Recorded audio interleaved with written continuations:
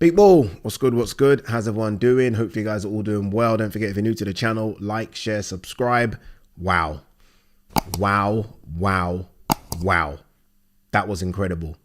It truly was. Inoue, as of today, is pound for pound number one. He is. Look, that's going to change on the weekend, right? Whoever wins that fight on the weekend, I think, jumps to pound for pound number one. But right now, today, after that performance, Inoue is easily pound for pound number one.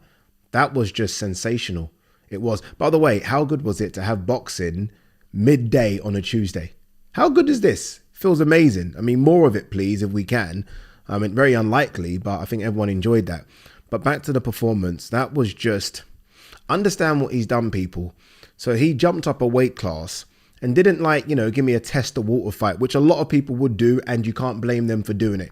He was like, okay, who is the best in the division? Who is recognized as the best super bantamweight out there? Fulton, give me him. Straight away, give me that guy. No excuses, I want to fight him. He is just completely bashed up the number one in the division. That's what he's done. Fulton didn't win a round. Fulton, I think, won a few seconds of some rounds, but the rounds were ultimately all won by Inoue. If anyone gave Fulton a round, then I can't help you. You're not very good at judging and scoring fights. Inoue won every single round, and then to put the icing on top of the cake, stopped him. Too fast, too good, at times too strong. It's funny because a lot was made about the size difference, right? When they did their head-to-head, there was a lot made about Fulton just a lot bigger. On the night, I didn't see it. On the night, Inoue's clearly filled out. Fucking this motherfucker looked like he's grown a couple of inches as well. He looked as big as Fulton. I think Fulton kind of sized him up in the first round and thought, shit, maybe I'm not the bigger guy here. Because I was tweeting throughout the fight saying, okay, Fulton has got to bully him here. Like, you've got to use the one thing, the one advantage you have is size.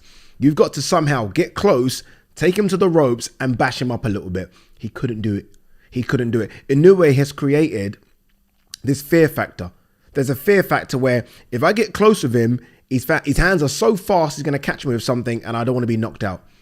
And it's now a fear factor that someone's going to need to try and shut down, and I don't know who. And I'm not just talking at super bantamweight because forget it. No one at super bantamweight shutting this guy down. I'm already looking at featherweight. I'm looking at featherweight and thinking Inoue can run through them all. We're only talking, look, we're talking 122 to 126. We're talking 4 pounds. He will move up to featherweight and bash a lot of them. Not saying all of them, a lot of them. In fact, I make him favorite against every single featherweight.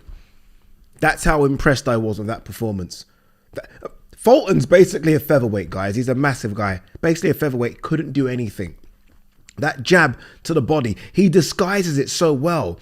It's like he's just, you think he's going up top, then bang. And it's not just, this is the beauty of his jab. I see a lot of boxers, and look, I'm not one to critique. I understand how difficult the sport is. But I'm seeing a lot of boxers use the jab as almost a rangefinder, just flicking it out there. He uses that jab as a fucking weapon. Like, it's a weapon. Because he throws it downstairs, and you can see Fulton just digging in every time he's throwing it. Throws it downstairs, then throws it upstairs. You're like, well, where's that come from? Even his overhand right bang from nowhere. Fulton landed a couple of shots, and immediately Inoue responds. Inoue fights like he's the away fighter. So as soon as Fulton landed, he's like, shit, I'm going to be down here, bang.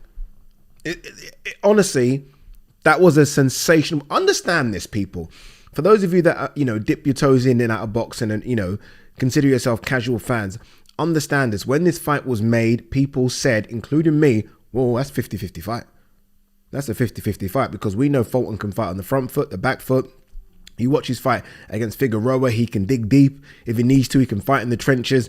Again, he's the bigger guy. He is the unified champion. This is a 50-50 scrap. Look what Inoue just did in what was billed as a 50-50 scrap.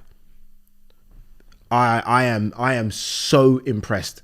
Honestly, that might be the performance of the year just because of, again, who he was coming up against. It was a shutout. He won every single round, then knocked him out. Insane. Honestly, insane. His hand speed, sometimes when we talk about fighters moving up in weight class, you kind of wonder, okay, will they be able to kind of have that same speed? It's one thing. It's the one thing that kept Manny Pacquiao so great for so long. Every time Manny Pacquiao moved up a weight class, the speed was still incredible. And that's why Manny was so incredible.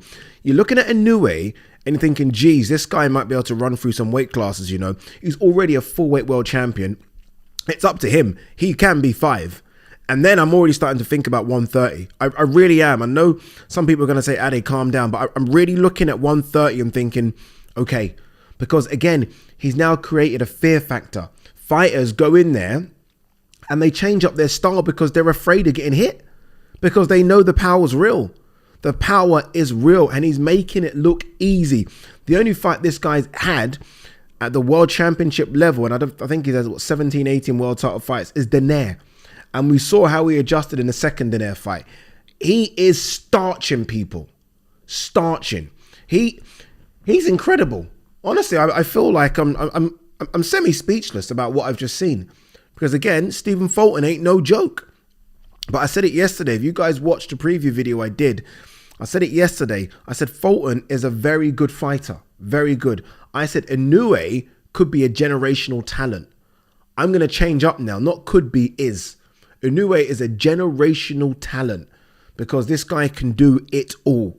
There was even times when he was fighting on the back foot. It's almost like he's wanting Fulton to come in. Okay, come in, commit. As soon as Fulton committed, bang, overhand right.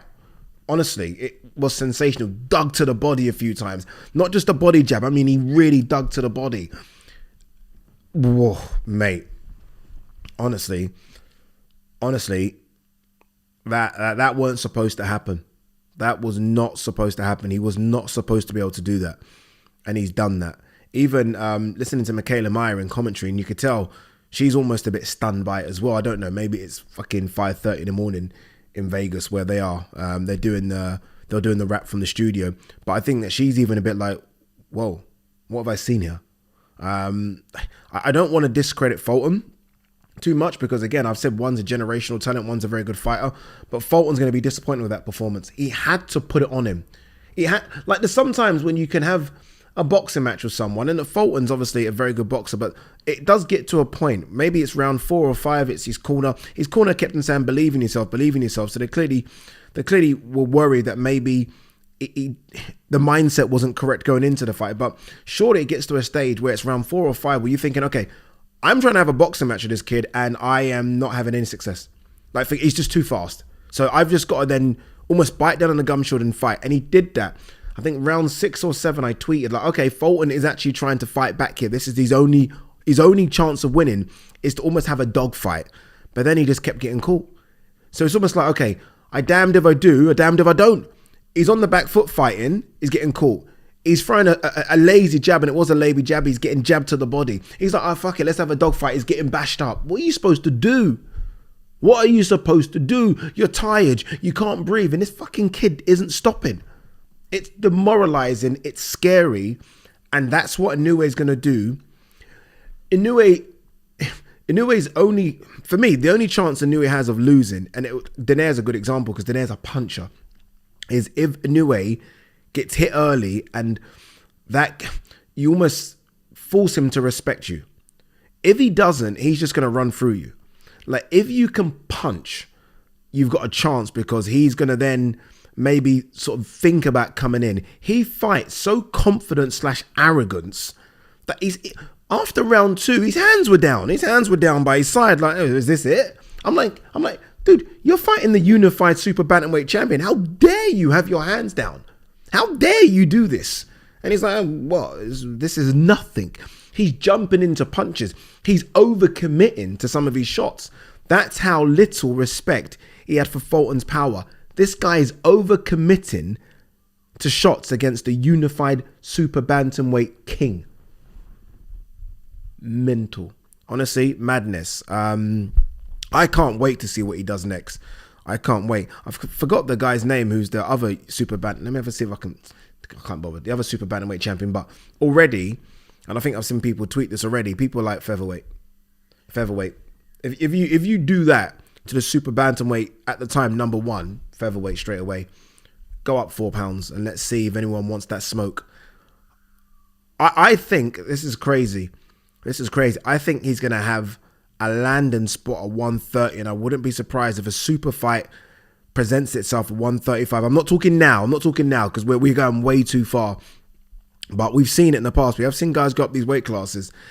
I think he will have a fight at 130 in 12 to 18 months. And again, if a super fight presents itself, if someone's still there, I'm not going to mention names, but if anyone's still there at 135, I'm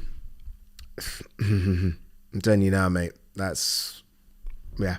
Anyway, look, guys, I'm very excited by it. Look, I do want to do daily videos about Spence Crawford, but we had to talk about this one. We'll react to it a bit more tomorrow. I want to watch it again. I watched it now, but I want to watch it again. It was great being able to stay at home and watch a fight at a normal time. Not even, and I'm talking, by the way, when I say normal time, I'm not talking fucking Vegas. I'm talking even our fight times where main events are walking to the ring at 11 o'clock. 1 o'clock in the afternoon, I'm watching World Championship Boxing on a Tuesday. Great stuff. Peace.